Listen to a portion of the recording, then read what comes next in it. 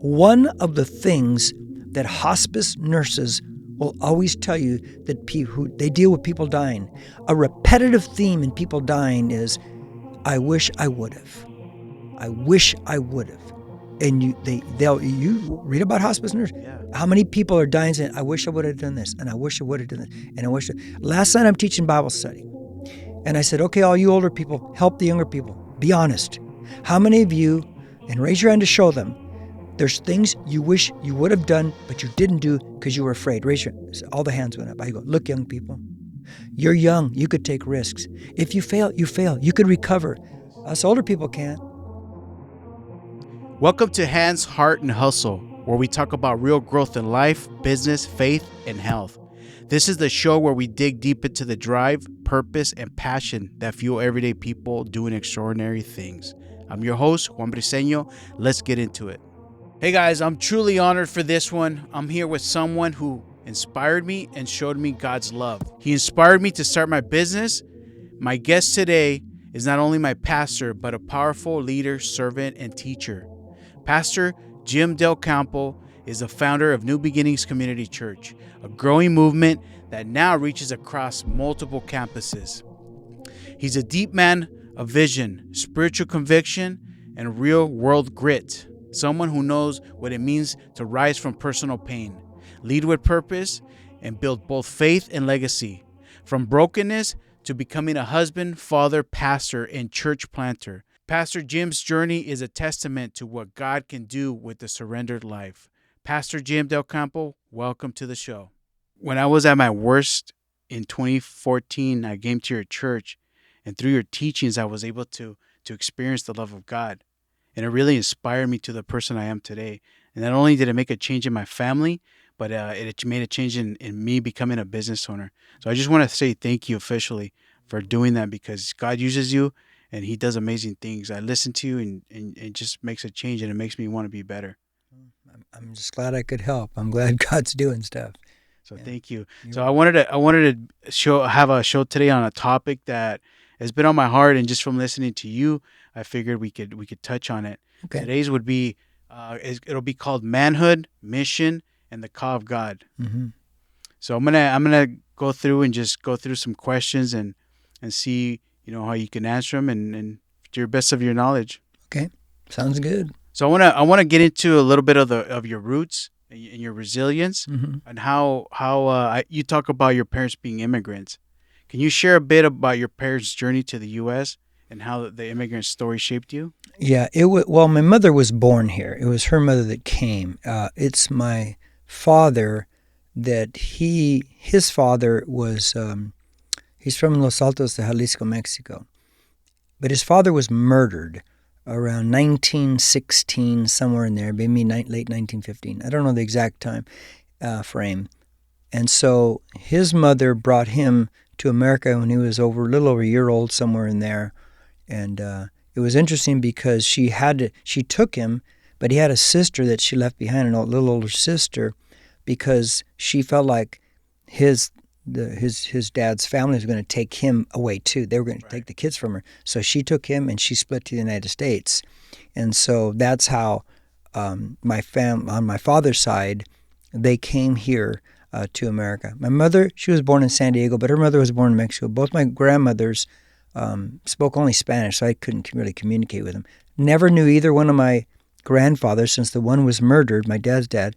My mother's father, another tragic story for my mother, when she was about, I think she said 10 years old. My mother's been gone now for 23 years. When she was 10 years old, she said they went down to the store in the city that they lived in here in California, and her dad gave her a penny or something to go buy an ice cream at that time. You got to remember, this is way back. This is like 1927.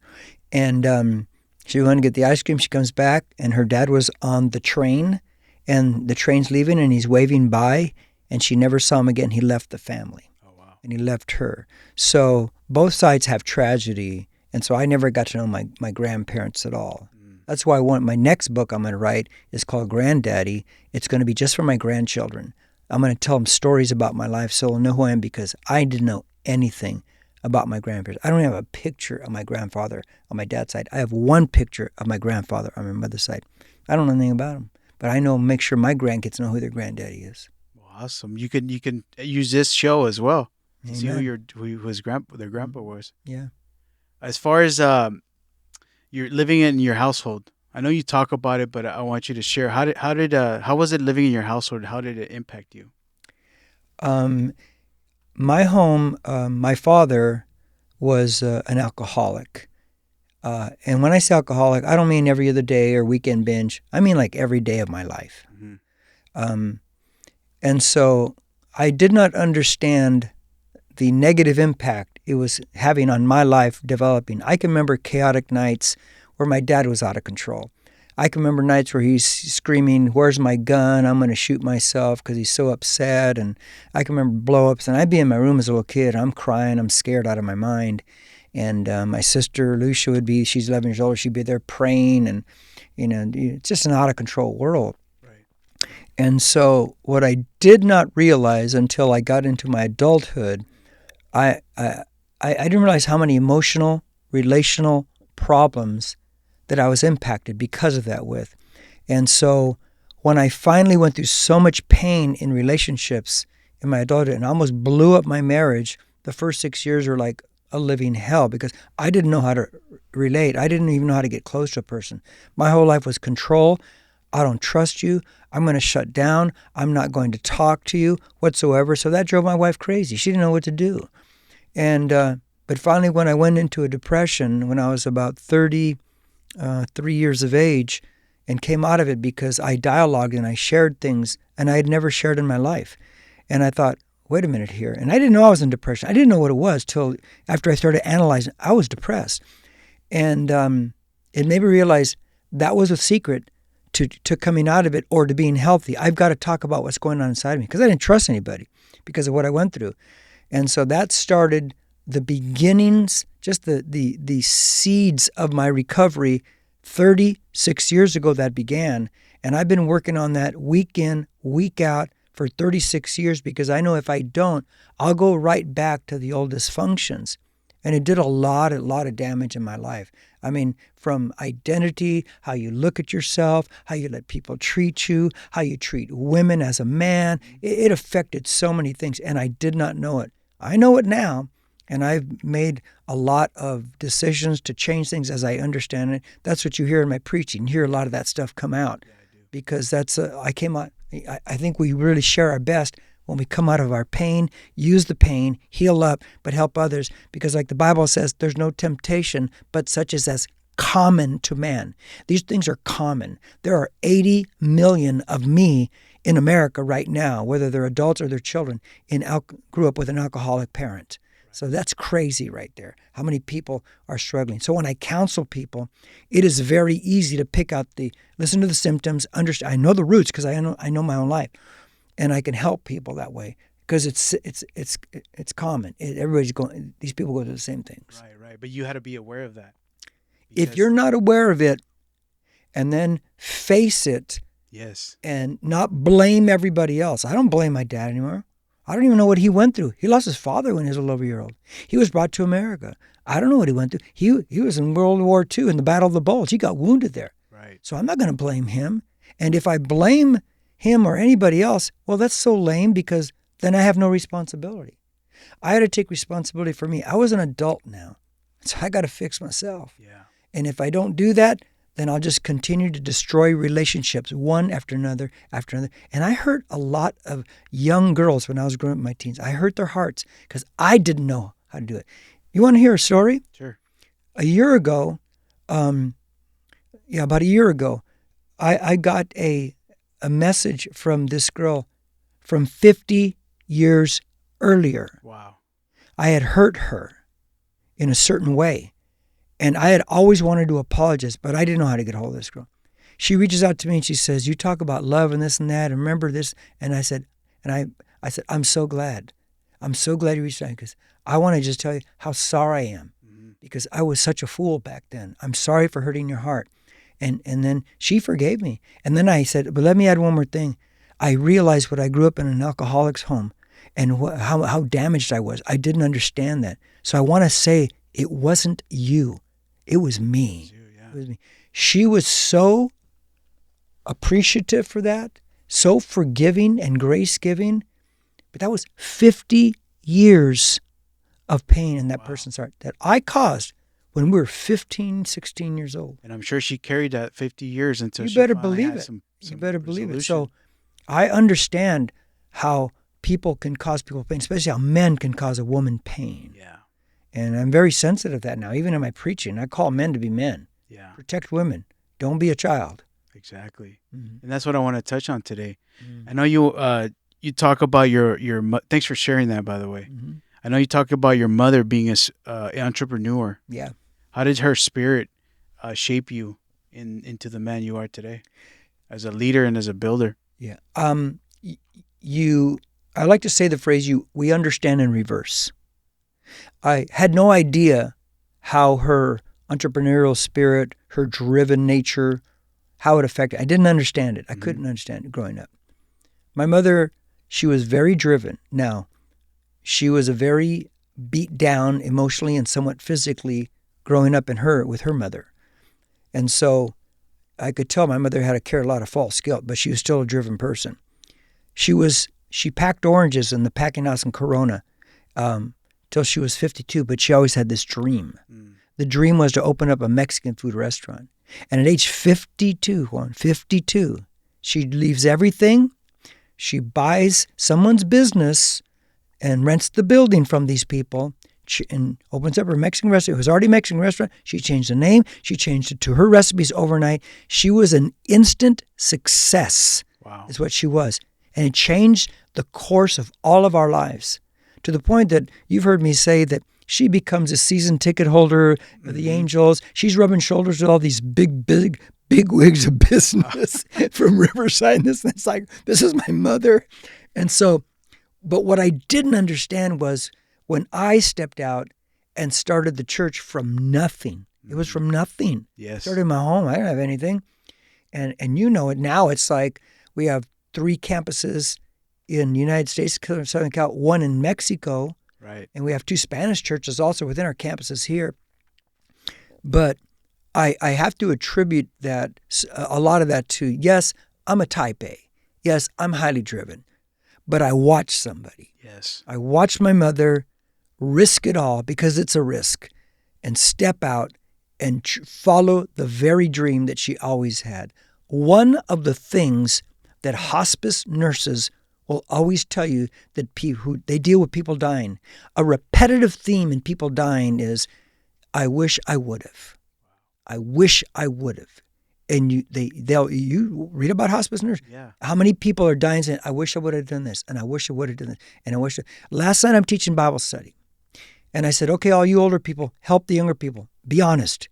How many of you, and raise your hand to show them, there's things you wish you would have done, but you didn't do because you were afraid. Raise your hand. All the hands went up. I go, look, young people, you're young. You could take risks. If you fail, you fail. You could recover. Yes. Us older people can't.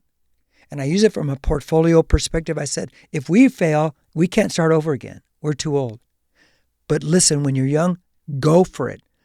Try it. This is a passion, because you don't want to live on your deathbed one day and say, wow, I wish I would have. I wish I would have. I wish I would have. Even if you fail, so what? So what? The weight of regret, right? Oh my gosh. It's power. It's just weighs people down because, and that's what, I listen to a lot of people in business, and that's one thing is take risk. And again, I give you the thanks, because if it wasn't for your preachings, I wouldn't be able to start my business and be able to be here present with you now. Thanking you. You're welcome. But let's switch gears a little bit into your faith and your calling. What was your life before ministry, and what adversities did you face? I mean, you kind of touched on them right now. My adversities were my emotional and relational dysfunctions. It was all born in that. Inner pain, sadness, very, very angry. Just an angry guy inside. And I always try to teach people, you can, being an angry person is like a belly button. You're either an outie or an innie. You're going to be outward exploding, or you'll be keeping it inside, but you're just as angry as the outie. Right. I was an innie. So I kept it inside, but I was just steamed at people for any little thing at all. And now I'm thinking, how could I have been that person? But I realize it about myself. So those are my pitfalls. Those are the things that before I went to ministry and before I came to the Lord, and even it took 10 years of walking with Christ before I ever even faced up to one of my issues. It was always everybody else's fault till then. So that was going back to what you said earlier, that it took you a few years to face it. Were you already saved, or was it before? I was saved at age 23.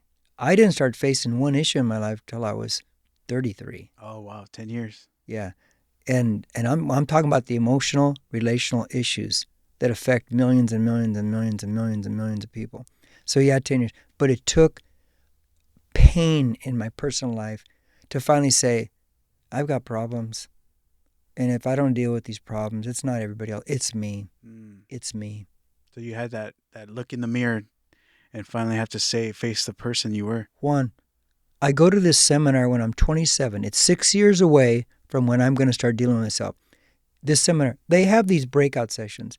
They had one on adult children of alcoholics. It wasn't on the program. I don't even think it had anything to do with what the speakers were talking about that day. And this lady goes up there. She hands out this paper, and there's lists 18 different dysfunctions, relational emotional patterns of an ACA, adult child of alcoholic. And I read, I'm going, she's talking, I go, who? She knows my life story. She knows how everything I feel, how I operate. I still have that paper today.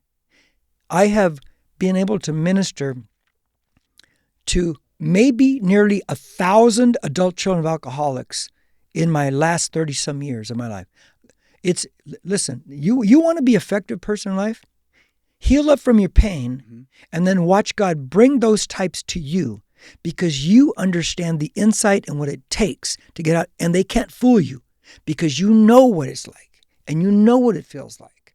And so, yeah, there was a lot of pain there before the call. Now, you want to know about the call? Sure. Okay. I never thought I was going to be a minister. That's the last thing. I mean, I get saved. I thought I was going to be a rock star before that or something. And you play instruments, right? Yeah, I used to play guitar, play bass. I don't pick them up anymore, but yeah. So I was saved, walking with Christ, about 5 years. And one night I was praying in my house. I had heard a radio preacher say you should spend time alone with God. And so I started doing that. I'd already been a Christian 5 years. So I'd go into one of the bedrooms of my home, turn off the lights, close the door, sit by myself, not say a word, just sit there. And after, I don't know how many weeks of that, one night, and I like to tell people this is how God speaks to you. He lands thoughts upon your mind. Because your body, your mind is Holy Spirit user-friendly. And it was so vivid, it was so clear when the words came to my mind, you will be a senior pastor. I was not looking for that. I would have taken pastor, but it was senior pastor. And so that really shook me. I struggled with it because I knew that I had to make decisions then that would change the course of my life. And I had to leave where I was at.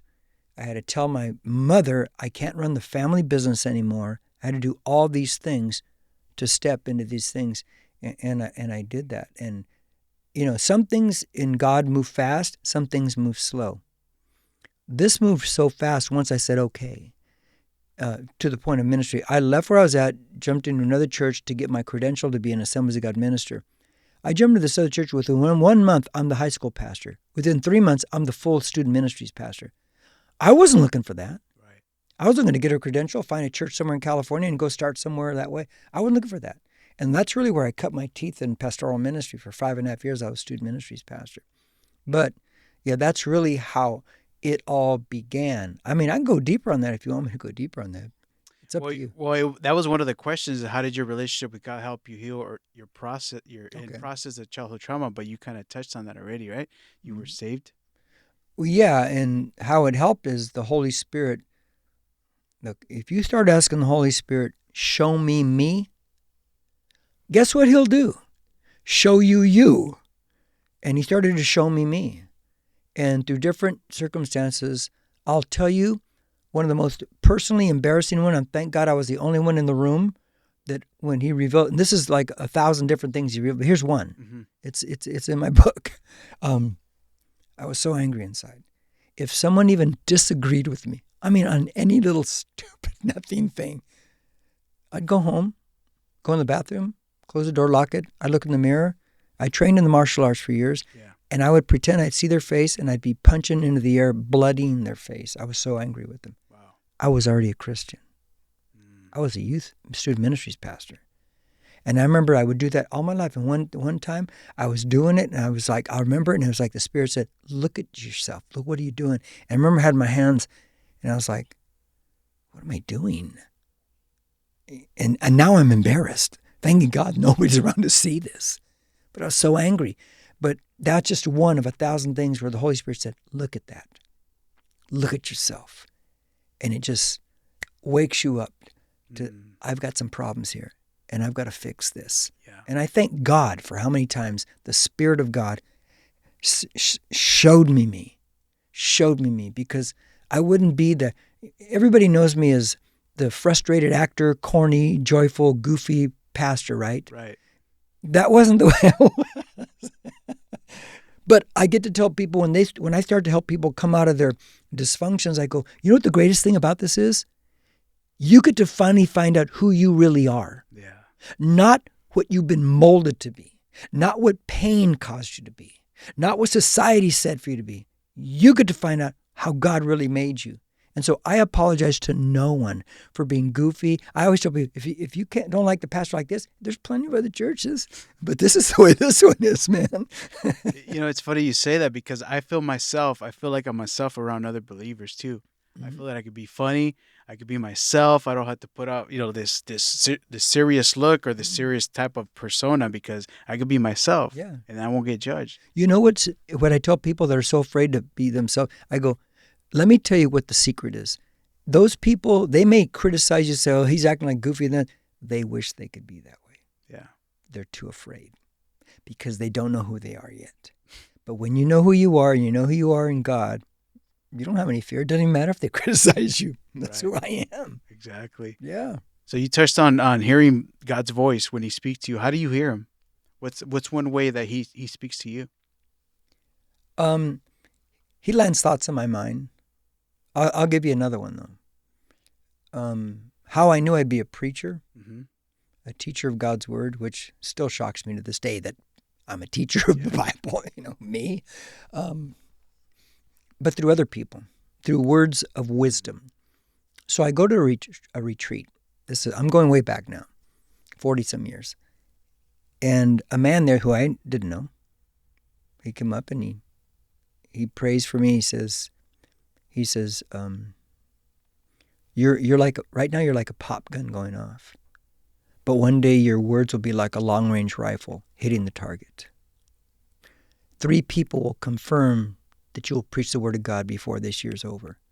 One person already confirmed that I didn't know, laid hands on me in a meeting and said, you're going to preach the gospel. I didn't think anything of it. So, okay, big deal. Then this guy in the summertime, I think it was 1980, he says that. It's December, move up 6 months. I'm at another retreat, up in the mountains, different guy, don't know him. He puts his hands on me and he says, Jimmy, right now you're like a pop gun going off.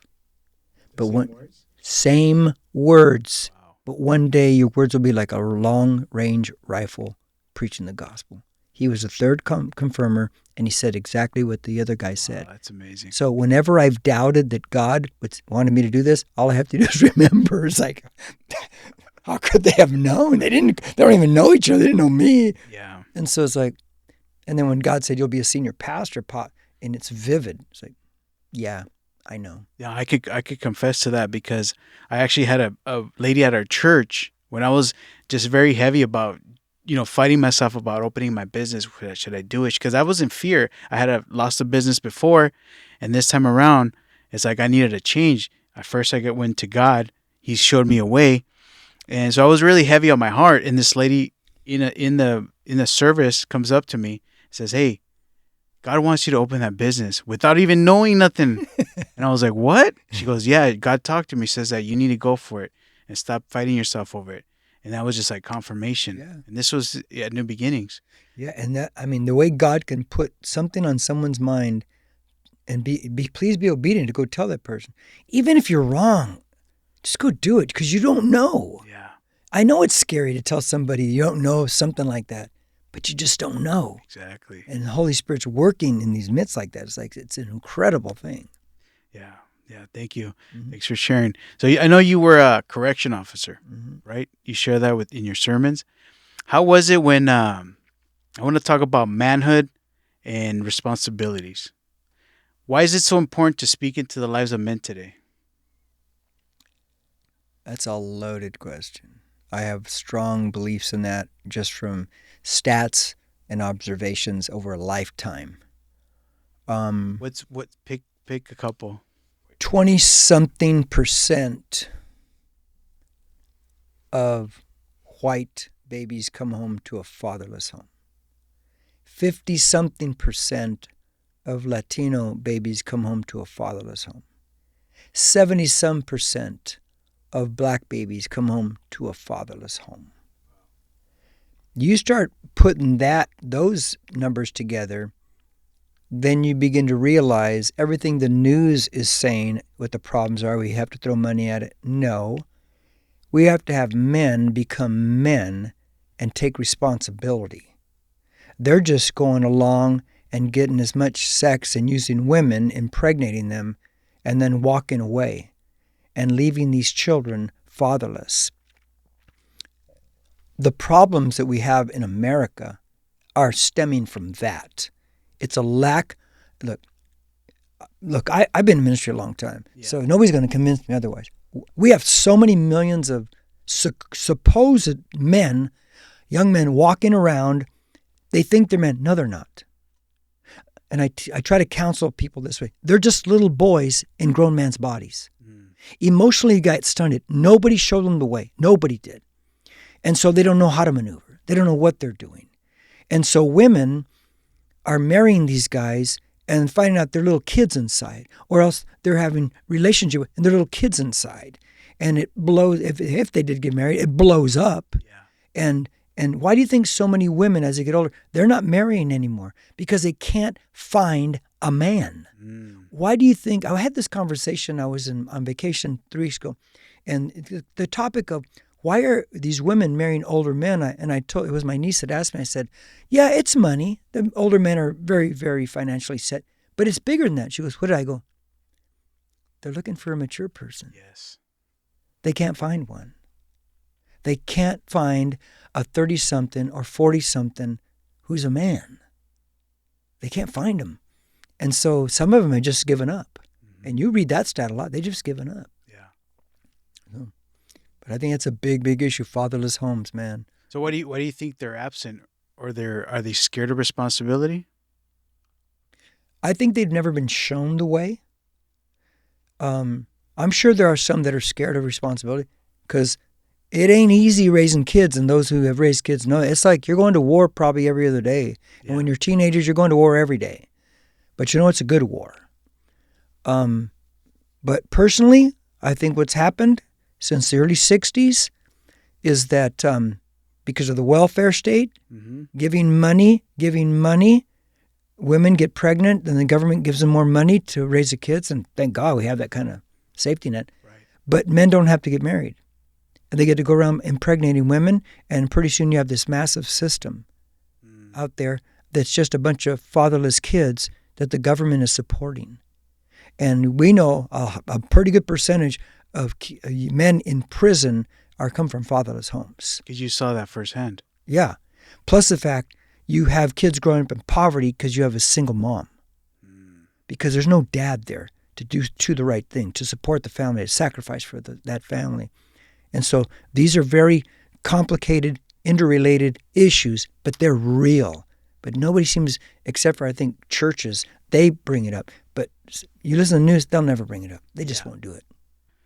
How does the absence of a father affect a young boy's or girl's development in the sense of identity or value? Let me start with the girls. I think that's a bigger issue. Big, as big as the men with the father's family. A girl without a father in the home, many times, not all the time, but many times going to look for a daddy. Yeah. And they're going to look for male love in their teenage years. And they're going to confuse something. They're going to confuse sex with love. Mm. And that's why you have so many children born out of wedlock. It's a perpetuating problem. Where they needed daddy's love. They needed the male figure who's going to be there, so that way there would not be a vacuum or a void of that love, and therefore they wouldn't have to go looking for it. And so they go looking for it. So they needed that father figure. They needed dad in the home. I think that would have solved so many things. They needed dad to be able to put his foot down and say, no, you're not going to do that, because how many single moms are so tired, working a job or whatever, and they're just too tired to discipline. They're like, go ahead, do what you want. But you needed dad there to come home and put the foot down and say, no, we don't do that. You don't do that. I'm not letting you do that. And here's why. But I think they needed dad. And otherwise they go looking for a daddy. They look for that person. Yeah. For boys, I think that's why they grow up angry. If there's no dad there, they're just very, very angry. Think of being in school as a kid. And here's some kids sharing it, show and tell about it. My dad took me to the baseball game. My dad was there at this, and my dad was there. And you're there, and your dad, you don't even know who he is, or he's not even around. And think of how that young boy internalizes things like that. So you internalize it, well, and you won't say this out loud as a kid, but you're internalizing that dad, that boy is important to that dad, but my dad's not around, so I must not be important. Well, that's an identity issue. Yeah. I'm not important. Well, if I'm not important, therefore I don't respect me, I don't like me, well, I'm sure not going to like you. We're to love our neighbor as ourselves. Well, I don't like myself, so I'm going to be angry. I'm not going to like you either. I'm going to take it out on you. Wow, that's powerful. And so do all kinds of ridiculous things in life, get ourselves in trouble. And that doesn't happen to everybody. Some people wake up, they see it, even though there's a father's home, and they rise above it. Thank God for that. But I think that's a big issue right there. Yeah. So today's culture is broken in manhood. Oh, right? You shared it by the government supplying that void that men need to fill. mm-hmm. Right? How do you think we can restore it? Well, one of the things I'm seeing, look, social media is good and bad. And don't spend all your time on social media. But one of the things I'm seeing now in the different ethnicity groups is they're calling on their ethnicities to take responsibility as men. They're saying this is the real problem. It's not this, it's not that. It's you need to be a man and take responsibility. And don't embarrass, I'll take it from a Latino perspective, don't embarrass the rest of the Latino community. Don't be that way. Be a man, be a father, be at home, supply, provide, sacrifice, and do what you're supposed to do as a man. And I see that happening right now. It's starting to happen. That going, and it's right stuff, but it feels so against the grain, and it shouldn't. But we're calling our ethnicities, and notice I said ethnicities, not races.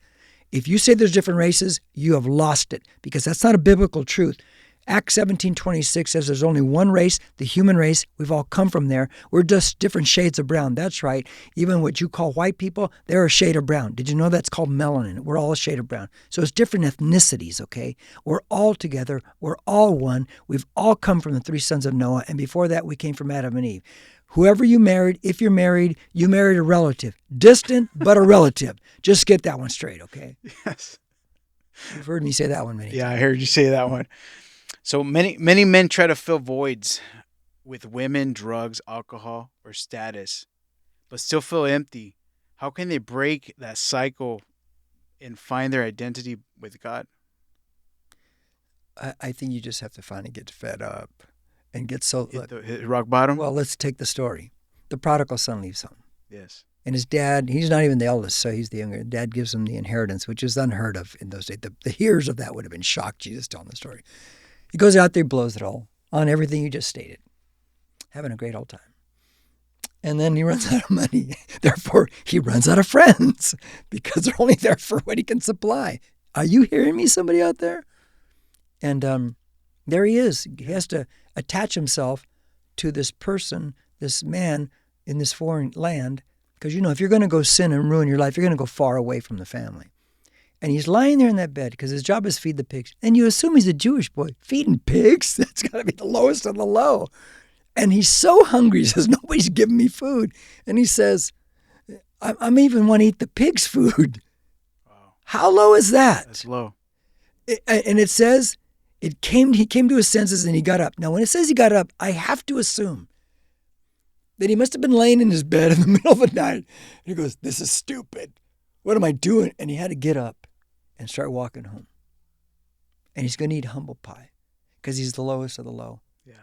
Because here's what he understands. He says, I always had it better in my Father's house. How low you want to go? Because if you haven't hit rock bottom, there's always lower than that. You got to hit rock bottom when you realize all these things, they'll make you feel good for a while. You know, when you buy a new car or buy a new wardrobe or new phone, you feel good for a week, right? But that's about all it's going to give you. It's an inanimate object. But you need something that's deeper than that. You need the incarnation Christ in you and surrender to that, because only that can bring you the inner satisfaction. Jesus tells the Samaritan woman, everyone who drinks of this water will thirst again, but he who drinks of the water that I shall give him never thirst. You want to have a quenched thirst and a real joy? Then come to Christ. Because all the things of the world, you buy a car, you buy clothes, that's cool stuff, but it's never going to ultimately satisfy you. Not going to happen. You ask That's anybody. True. That's a powerful image right there. Mm-hmm. So let's pivot a little bit into leadership and entrepreneurship. What inspired you to start New Beginnings Community Church from scratch? I know you mentioned it earlier, and it was, to some point, it was your mom's leading by example. But what do you share? First off, I knew that my personal style and what I wanted to do, I couldn't take over a church. They would have probably run me out on a rail because I wasn't going to be a traditional guy. I'm a strong Bible teacher, which you've heard me for years. Yes. What inspired me was what pushed me to do it was the church I was at. I was trying to everything I could to get maybe a different service geared towards younger generation, whatever, on Sunday morning. Right. And it was no. So I started a young adults group. They wanted me to. So okay, I'll do that. Now, was my heart in it? Nope. I wanted to start my own thing. I wanted to be a senior pastor. So I tried it and failed miserably because I hated it.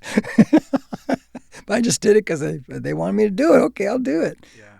And it was that pushed me when I said, this is ridiculous. I've just got to, I got to resign. I got to step out. I got to start from scratch. I got to start a core group. I got to get going because this is not what I'm supposed to do in my life. Right.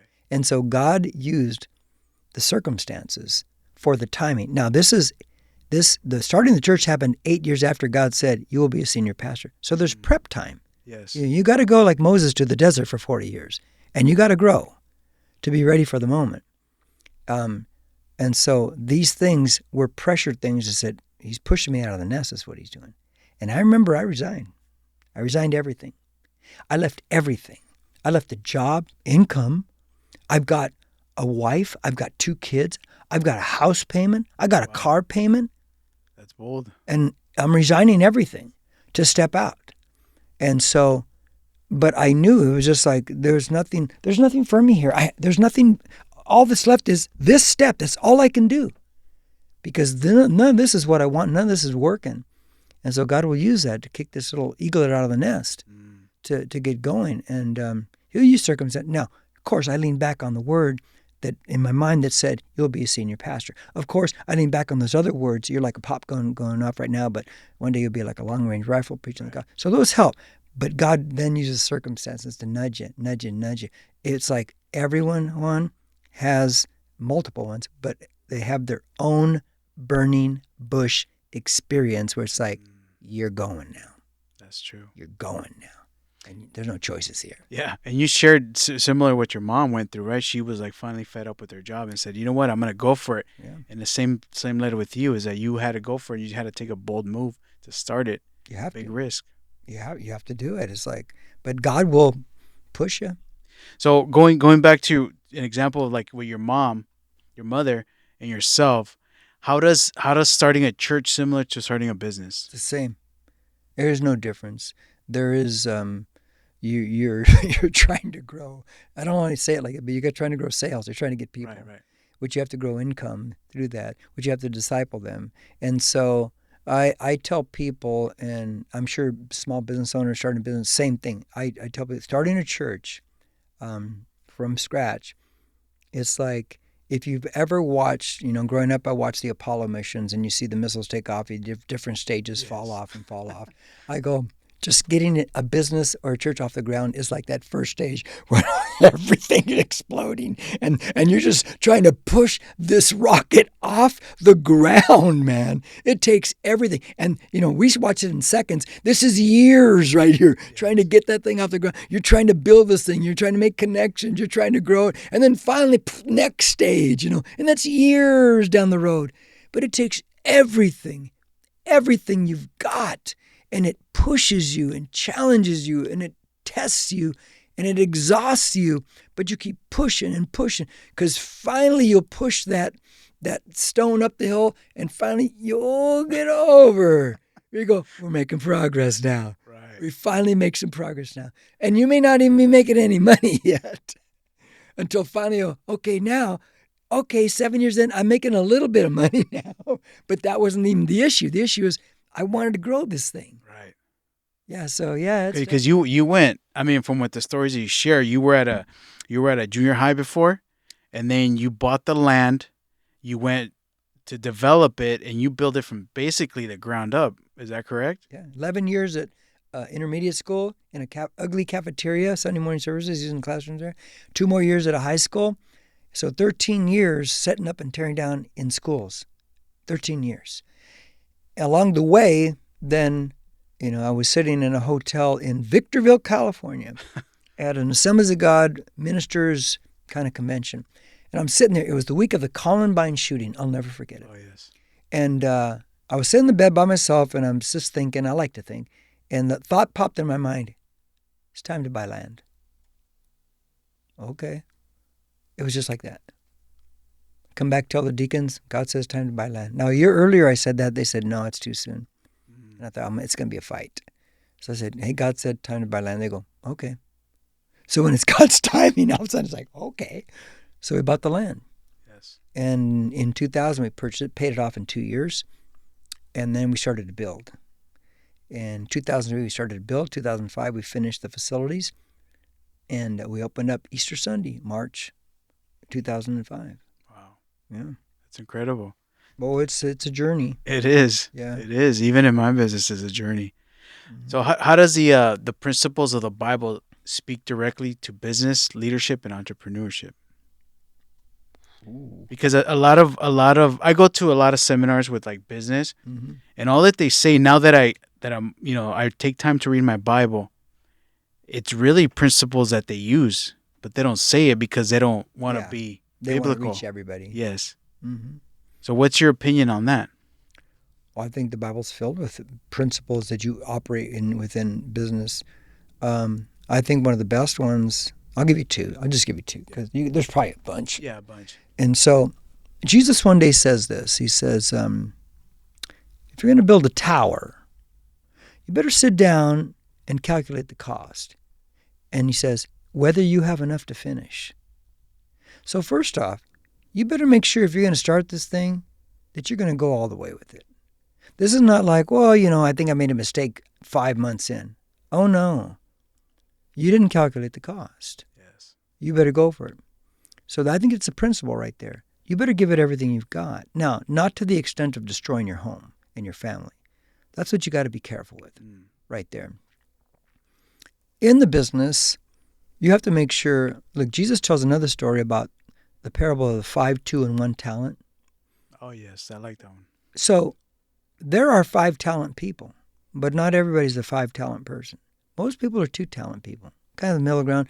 They're your workers. They can do the same things all the time.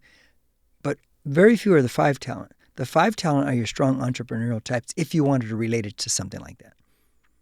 They're the driven. They're the visionary. They're this. And they can make it happen. Now, with that said, if you're going to make something go, you better make sure you're kind of one of those guys right there, gals.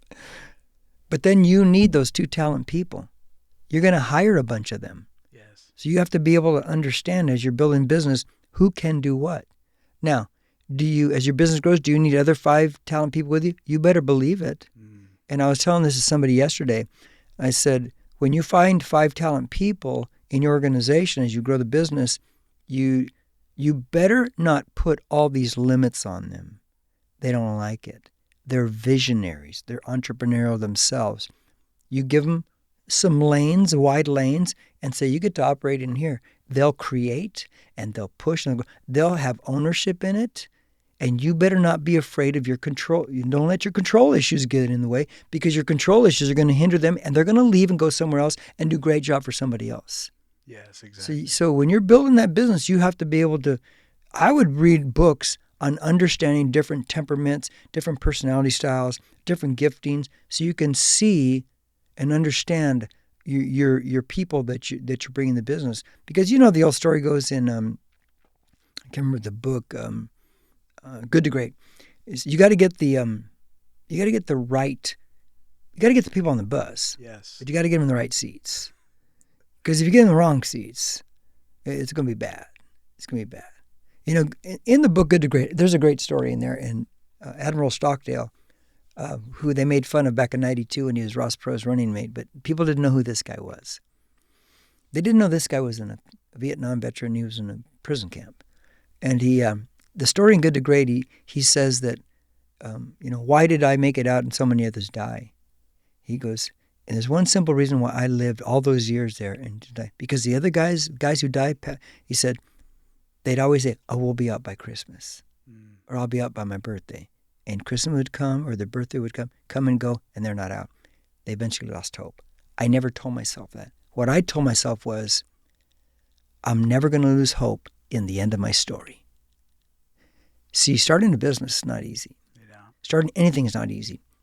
And you're going to hit times where it's like, this is not going anywhere. This is difficult.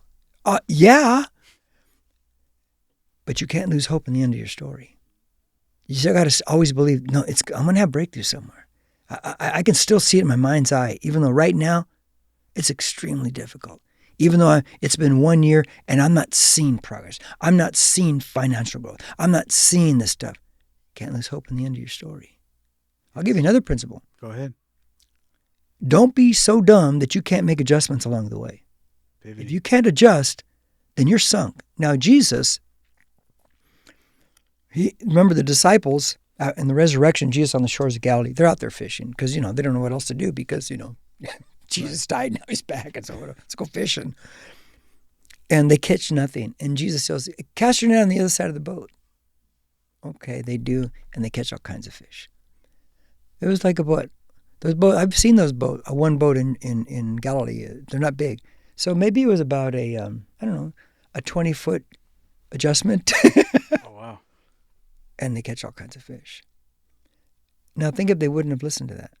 Think if they wouldn't have made the adjustment. And they stayed in that one little fishing hole in the lake, but on the other side of the boat, there's all kinds of fish there. You got to make adjustments. You can't be so rigid in your dysfunctions that you cannot listen to somebody who maybe has a little bit better variation of your idea. You got to be okay with that. Because, let me tell you something about life. You don't know what you don't know, and you don't even know it. You don't know everything. So you better hear all these different ideas, because there might be some gold in those ideas. And you can make an adjustment that could change everything in a moment. Exactly. Wow, that was wisdom right there. I love it. I could have you all day.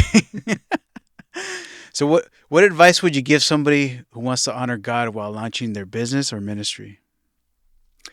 That's easy. Don't compromise yourself.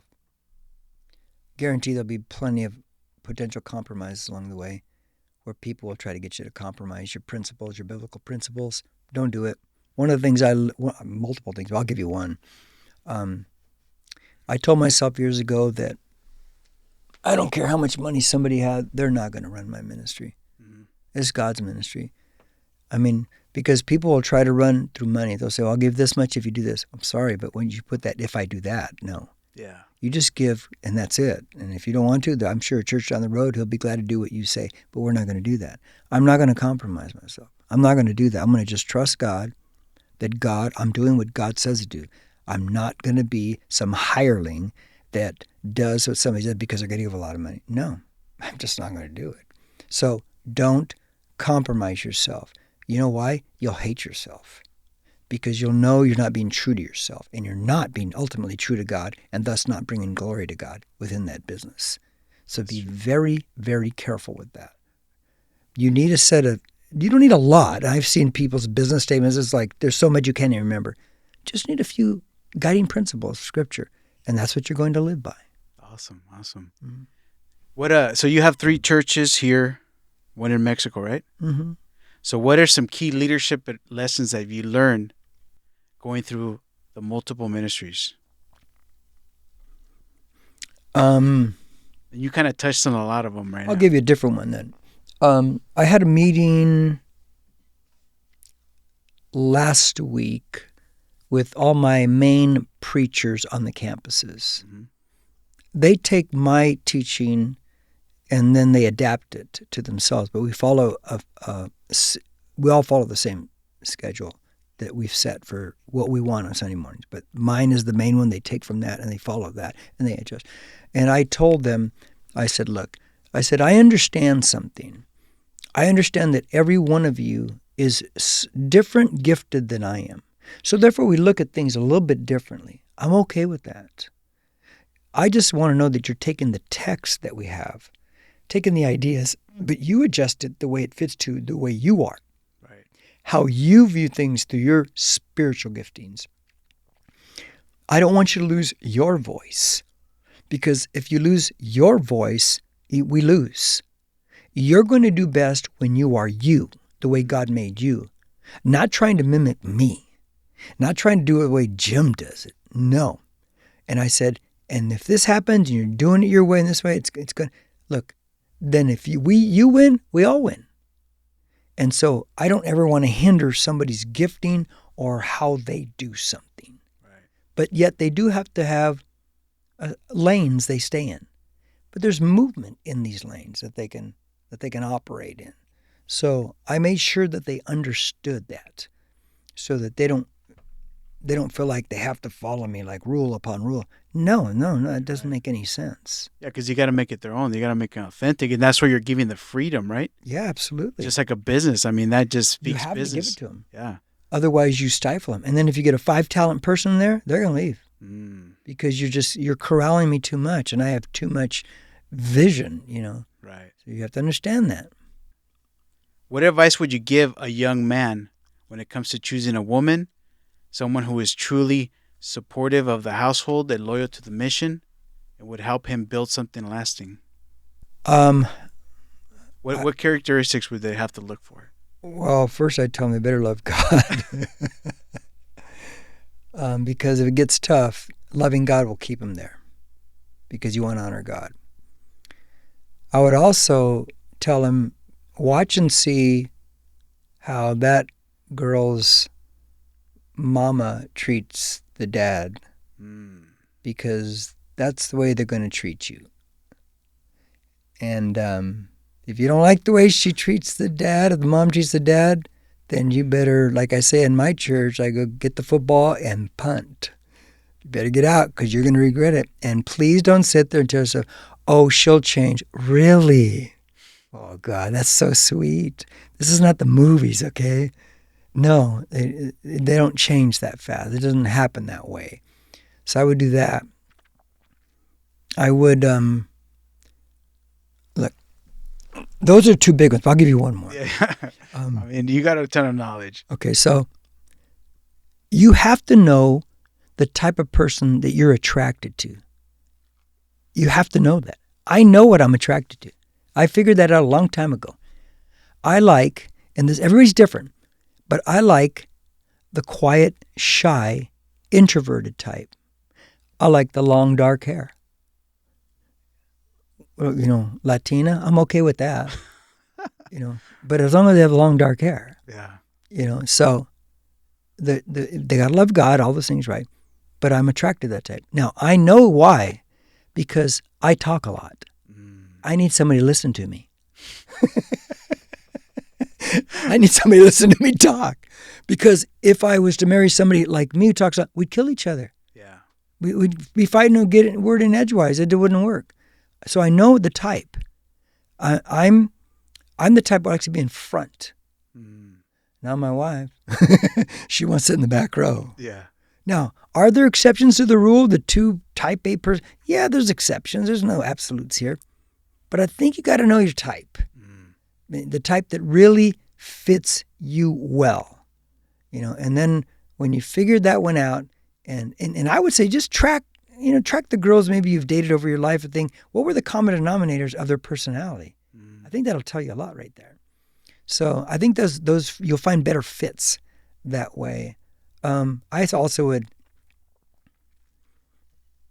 I learned this statement. It's a great statement. It said, for the guy, you're looking, I want this certain type of person, but you're forgetting what type of person are you? So the statement goes like this: become the person you're looking for is looking for. Become the person you're looking for is looking for. Oh, God. That's about a personal growth step. So if I'm becoming that person that I really want is looking for, well, she's going to run smack dab into me because I'm exactly what she wants. But if I'm not becoming the person I'm looking for is looking for, she'll walk right by me because she it's not what she wants. Yeah. So you have to have personal development. It's not just like, oh, I'm looking for this in a person. Well, how about you? What should they see in you? So it's about personal growth too. Yeah, the law of attraction, right? Yeah. So I know you mentioned it, breaking cycles. So how did it look like in your family when so you were saved already, you started to make awareness of yourself, and then the kids come. How did you have to break that so you are now leading from a different perspective? Multiple things. I'll give you a couple. Being there at my kids' games. My dad didn't go to my games. The one game my dad came to, my last high school basketball game. What do you think the best game I ever played was that night? I've thought about that many times. The reason why is my dad was there. So I made sure I was at my kids' games. And I had a busy life with starting the church and building them. My kids were young. But I had to make sure I was at those games. So that was a change. I'll tell you the biggest change. Mm-hmm. I grew up, like I said earlier, in the world of alcoholism. Watched my dad and watched all this stuff. And I told myself, my kids will never, ever, ever, ever, ever, ever grow up in a world like that. They will never, ever see their father take a sip of alcohol. They will never see a bottle of beer or anything in my refrigerator or anywhere. They will never be able to tell me, well, you have a six-pack in the refrigerator. They could never tell me that. Right. I knew with me, I'm breaking the cycle. It ends with Jim Del Campo, and it doesn't go beyond me. So none of my kids drink, and none of my grandkids are going to grow up in an alcoholic home. Yeah. That cycle is busted. It's busted. And so I made sure of those things, that this was my job to break the cycle. That's the name of my book, Cycle Breaker. Oh, that's good. To break cycles, and so. No, that's powerful, because for me, it's like, it's absolutely right. My dad drank a lot too. So he had those same problems, drugs, alcohol. And for me, I didn't do drugs, but I did go into the alcohol scene, and so did I. And I think I made a bad example to my son, because at some point he dealt with that. Yeah. And, I wish I would have known sooner, but I was a young father too. I was 16. Yeah. I didn't know better. It's when you realize responsibility, you realize this is wrong, then what are you going to do at that moment? So my dad, I get saved, and my dad's still alcoholic. And they were season ticket holders, so I would drive him to the game. And he would always you got to go back in time, $10 buying 2 beers and a hot dog. And, he'd give me $10, go eat what you want and give me 2 beers and meet me at the seats. And I got saved. And so I'm driving to the game for the first, I'm Christian, and I'm done with alcohol. And there he comes, he gets out of the car, pulls out his wallet. I go, Dad? Yeah, he goes, I'm not going to buy you alcohol. What? I go, I'm not going to buy any beer. Mm-hmm.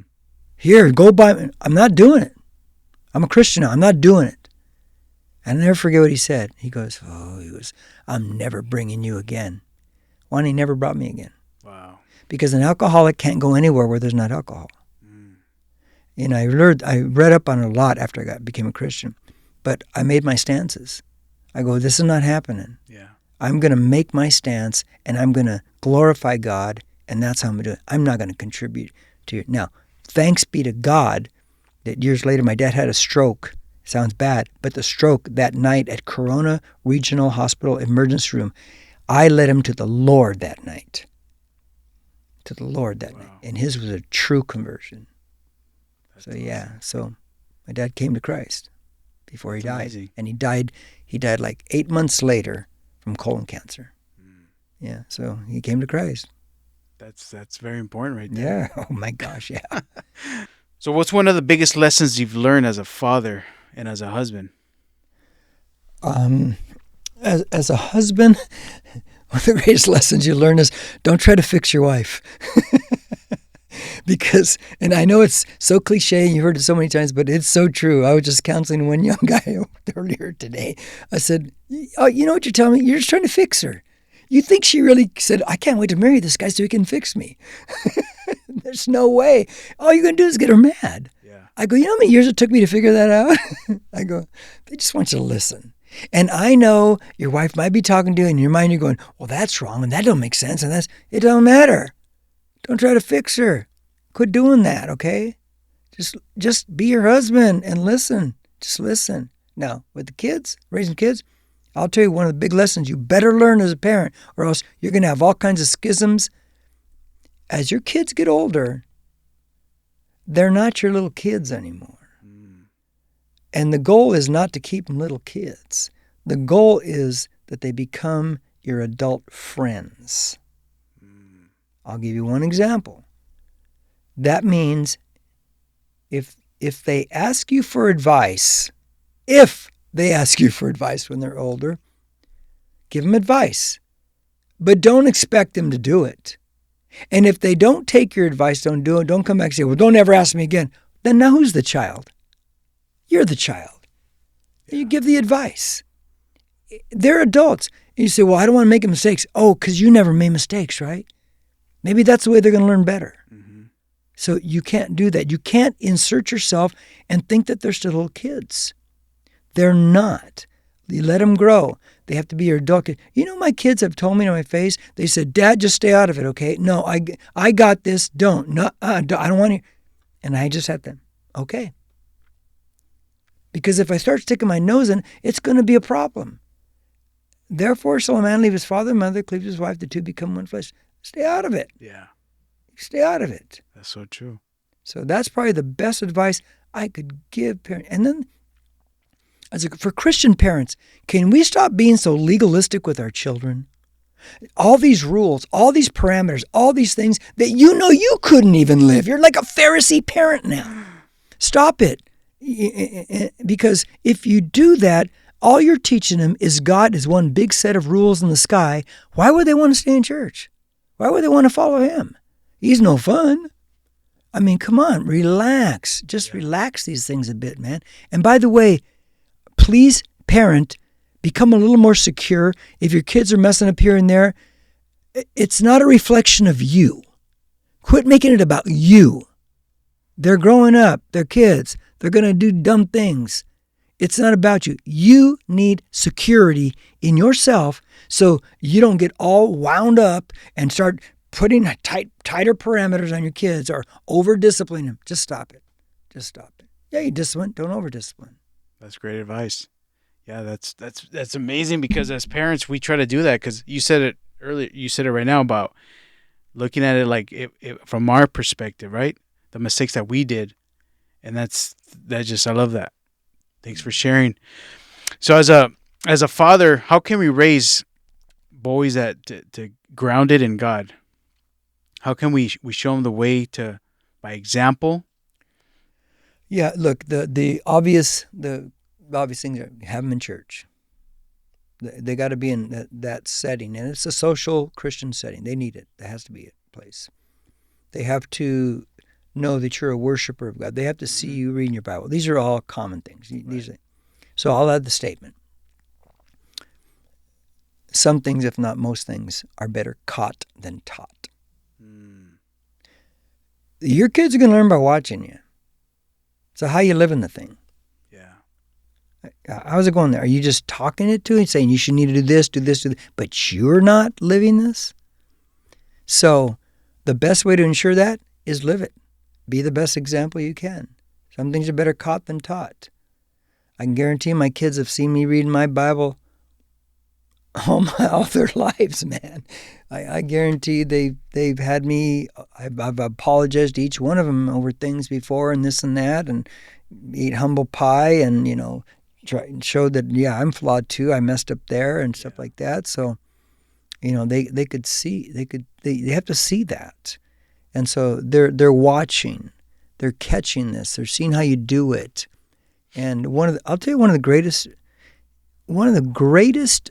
compliments I've been given happened in the last probably 4, 5, 6 months. And I have this daughter-in-law, Lindsay, and people ask her, they go, "Okay, come on, what's Jim really like at home?" Because they think I'm some different person than. She goes, "He's exactly the same as when he's in church. There's no difference. He's exactly the same." That was one of the greatest compliments I could ever be given, that I'm living it there and I'm living it here. That there is no contrast of my life. I'm across the board the same. That's amazing. It was one of the greatest compliments. What do you have 4 now, right, from them? Grandkids? Yeah, he has 4, and they're not even done. They're crazy. And they're all like almost 5 and under, man. So you can't retire soon. Yeah, You could keep Christmas gifts going. Yeah, and of course they ask her too. You go, "Come on, be honest. Jim dyes his hair, right?" No, he doesn't dye his hair. I got good genes on my mother's side. Okay, I get to look a lot younger than I actually am, and I won't even tell you how old I am. So I want to ask you this. You talked about men picking out the right women, but how important is it to have a woman to support you and build you up? It's everything. If you feel called to marry, because you may not feel called to marry, everybody's called to marry. Your home can be heaven or hell. It's going to be one or the other. Mm-hmm. There's plenty of people go home to hell. Support Olivia, my wife, as I was off conquering the world, building the church, long hours for years and years and years. I wish I could go back and redo that because I was too many hours. Yeah. She kept the home front burning, man. She made sure those kids, they ate, make sure they had their clothes, make sure they had this, make sure they did their homework. When I came home, and I'd come home 9, 10 o'clock at night for years, and she'd always have food for me. Because she knew I was doing what I was supposed to do. So could I have accomplished that without Olivia? Without a woman like it? No, not really. No. Because if I had to go do all that, then come home and to fight, it'd be so draining. Yeah. Be draining. Nobody knows this, but I'll share it on this. On Mother's Day, last year I write a poem to all the mothers. But I wrote my wife a poem this year too, for herself, telling her about what I just talked about. And that I really couldn't have accomplished anything unless she'd been that type of person in my life. That she was the right one. And by the way, she's shy, quiet, and introverted with long, dark hair.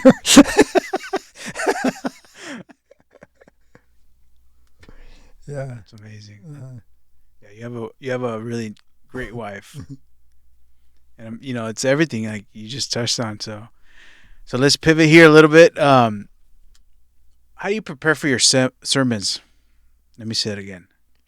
How do you prepare for your sermons, both spiritually and practically, to ensure you're aligned with what God wants you to speak through? Well, spiritually, I always have to stay tuned. So I'm always spending time with God. I'm always reading the Bible. I'm always. It's a chronic thing with me. Yeah.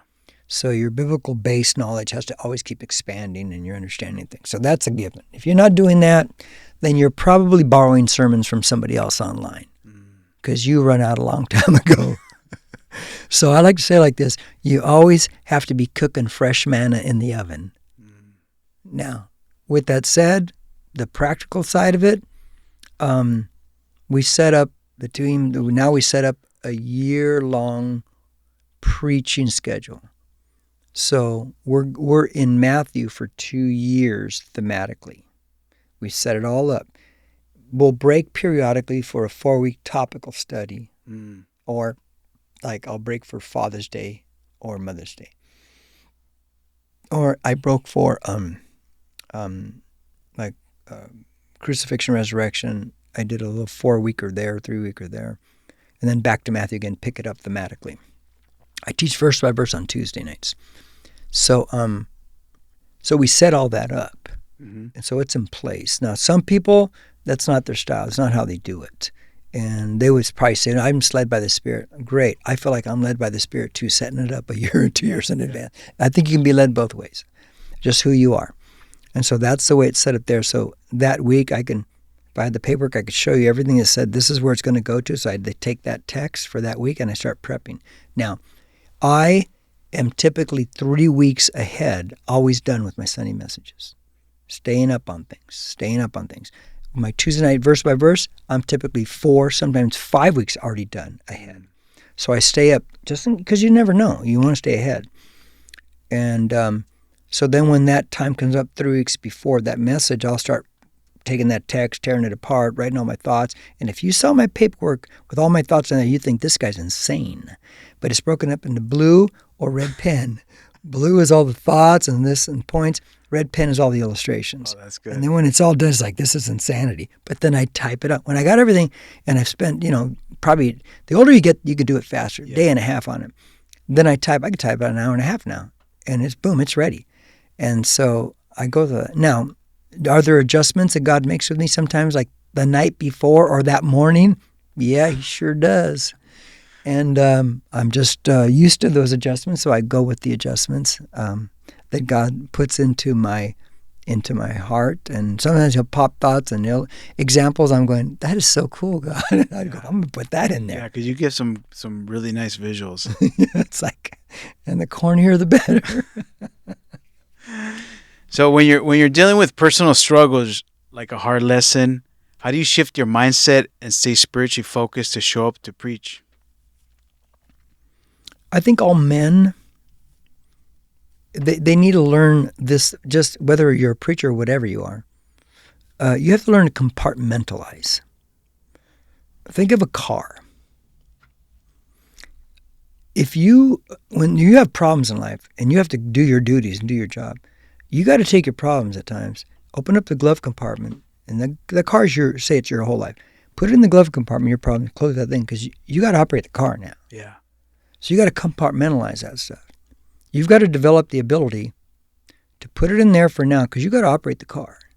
Now, the problem is, for some men, they open up that glove compartment and they let it bleed everywhere. And now, pretty soon, that engine's rattling, and the tires are all they're falling off, and the headliner's all ripped up, and the seats are ripped up, and the tranny's malfunctioning, and it's blowing smoke because they're bleeding over everything.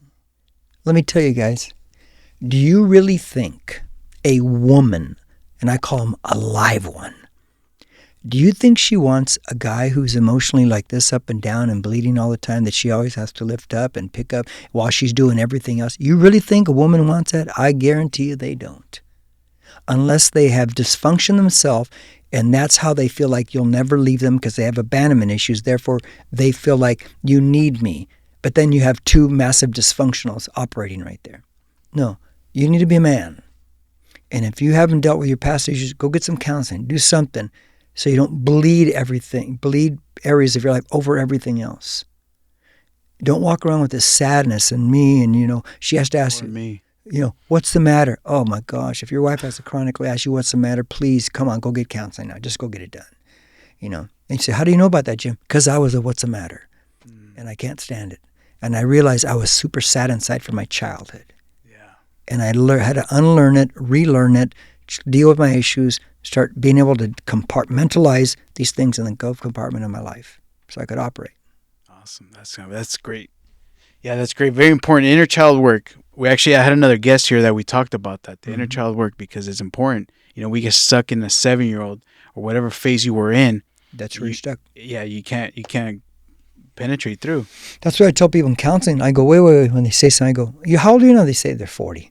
I go, and when you did that, how old were you? 10. Thank you for being honest. That's right. You weren't a grown-up in that moment. No. So how are other grown-ups supposed to operate with you? That's exactly. So I know that you stay in the public's eye, especially preaching, being on social media. But how do you deal with that? With people judging you and depending on you, and they're always watching. Like, what is it an extra stress that you carry, or how do you deal with that? I don't deal with it at all, to be honest with you. I think because I'm older now, I don't. I live my life the same way inside out the church. If somebody judges me, my favorite line is, "Hey, God bless you. I'm gonna go eat a sandwich. I feel great about myself." I am just not going to worry about it. When I was younger, yeah, thought about those things. Yeah. But the older is like, why am I going to worry about that?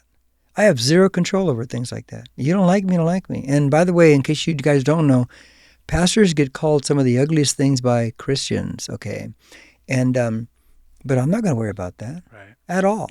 I'm not going to waste a lunch, a dinner, a moment thinking about what somebody don't like me or somebody said this. Okay, whatever. Have a good time with that, man. But no, I know who I am. Yeah. It's like if they question who I am, I'll give you one.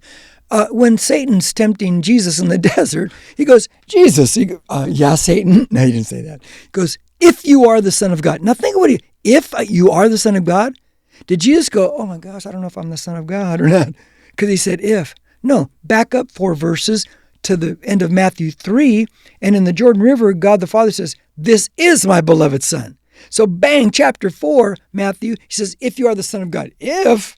Hey, my dad just told me I was. Yeah. So what am I going to worry about what you say? What am I going to worry about? Bye.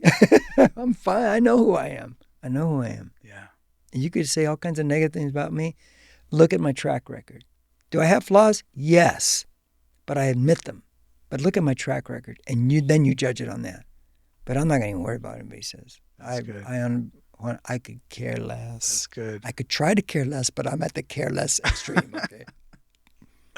So lastly, we're getting close to our time. Any final thoughts, words? I mean, we covered a lot, and it was very knowledgeable. You covered a lot. I would just swing back around and just do yourself a favor and deal with yourself. You will be so much happier. You will uncork things you didn't want to uncork, but you'll start to experience freedom. One of the best ways I can tell people is this. Jesus said in Matthew 11, like 28 to 30, come unto me, all you who are weary and heavy laden, I'll give you rest. And he goes on and on. But think about it. Come to you who are weary, and I'll give you rest. Think of all the bricks that you carry in your life from all the past baggage. If you could see spiritually into your soul, how many bags are you carrying? A lot. The more you undo and face up to, you start dropping the bags. And guess how you start feeling? Light, joyful, happy, peaceful. This is really fun now. That's what I'd like for you. Yeah. But that takes process, it takes work, it takes being honest, it takes surrender, it takes show me, Holy Spirit, and you do it for the rest of your life. And you watch it gets better and better and better and better and better and better year after year after year. And then you become the person you're looking for is looking for. Yeah. That was good. That was good advice.